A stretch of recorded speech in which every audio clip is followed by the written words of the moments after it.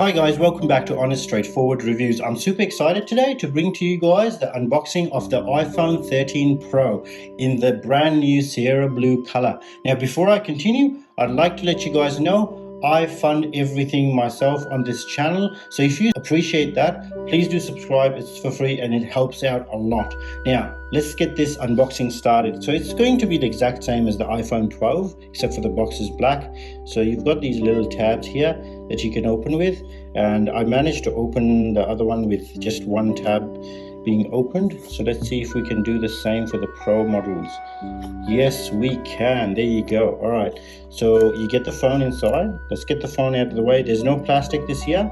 You get the USB-C to lightning charger, okay, and then you get the paperwork, you know, the SIM tray thing and all that stuff.